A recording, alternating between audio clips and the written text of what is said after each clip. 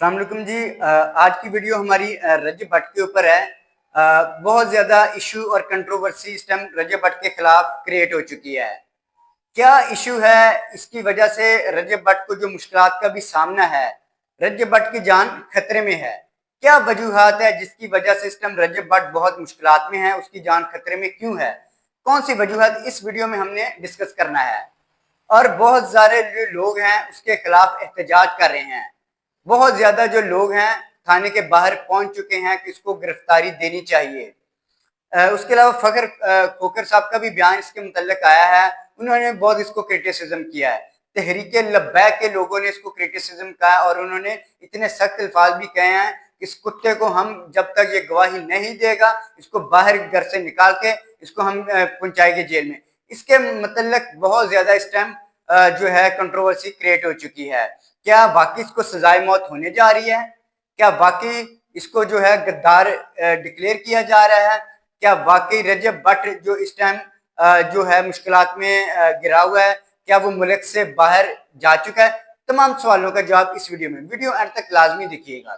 अगर आप हमारे चैनल पे न्यू हैं तो हमारे चैनल को सब्सक्राइब कर ले। इसमें हम कोशिश करते हैं ये अच्छा कंटेंट बनाने में, तो आपको मायूसी नहीं होगी अगर हमारे आप चैनल को सब्सक्राइब करते हैं। Thank you. वीडियो शुरू करते हैं जी। इस टाइम रजब भट्ट जो है उसकी मुश्किलात में जो कमी नहीं आ रही। लास्ट तकरीबन उसके आपने देखा भी उसके व्लॉग भी नहीं आ रहे। तकरीबन उसने कल का भी व्लॉग नहीं डाला। जो पिछले भी उसने प्रीवियस व्लॉग डाले थे उसमें आपको रजब भट्ट जो है उसके चेहरे पे परेशानी नजर आएगी। उसको वो माफिया मांगते आपको नजर आएगा। तकरीबन पिछले भी उसके जो 3-4 व्लॉग हैं उसमें आपको रजब भट्ट साफ तौर पे अपनी फैमिली को भी दिखा रहा है कि ये देखे मेरे घर के इस टाइम ये हालात हैं। मायूसी छाई हुई है घर में, एक तरह का बहुत टेंशन का आलम है।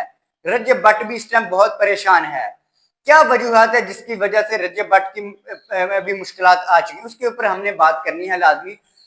ये जो इशू क्रिएट होता ही इसकी फैमिली व्लॉगिंग के शुरू होती है, वहां पे होती है।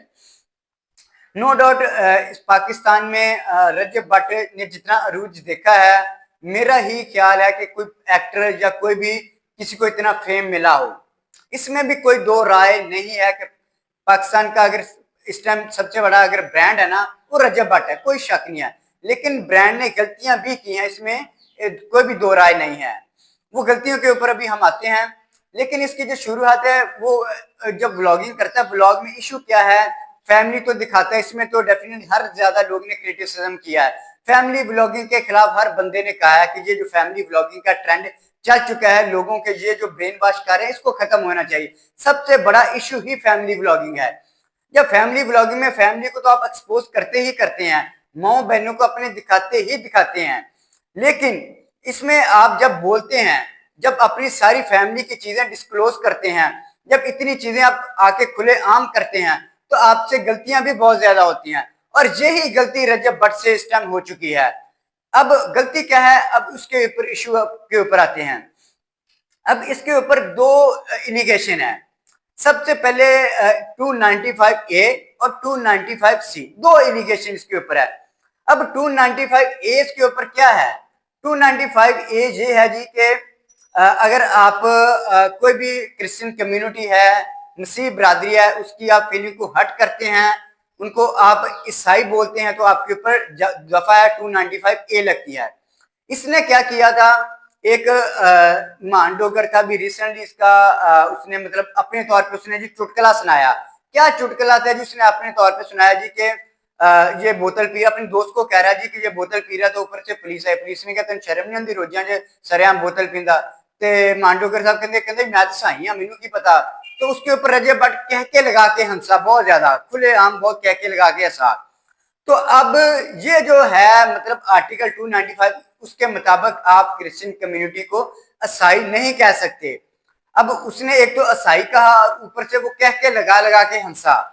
अब उनका जो क्रिश्चियन कम्युनिटी उन लोगों का कहना है जी हमारी जो फीलिंग है वो हर्ट हुई है, इन्होंने हमें ईसाई कहा। बहुत ज्यादा जो लोग हैं मेजॉरिटी उनको इसका नहीं पता, डेफिनेटली रजब भट्ट को भी नहीं पता होगा, कह दिया उसने, ठीक है। अब उसके ऊपर जो क्रिश्चियन कम्युनिटी है उन्होंने एहतजाज किया इसके मुताल्लिक, उन्होंने वो भी सड़कों के ऊपर आ गए हैं।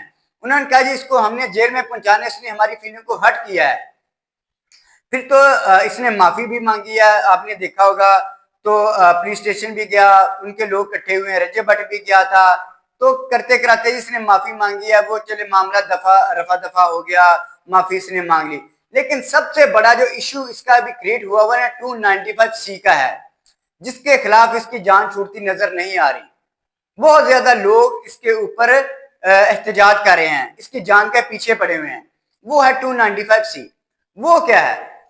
अब 295C है जी कि आप नौजुबिल्ला रसूल पाक सल्लल्लाहु अलैहि वसल्लम की शान में अगर गुस्ताखी करते हैं, मजहब की आप मतलब तौहीन मजहब करते हैं, उसके खिलाफ 295C लगता है।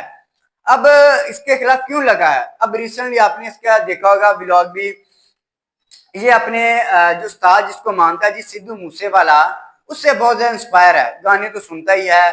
तो बहरहाल इसने उसको आइडियल मान के अपना एक परफ्यूम लॉन्च किया था 295।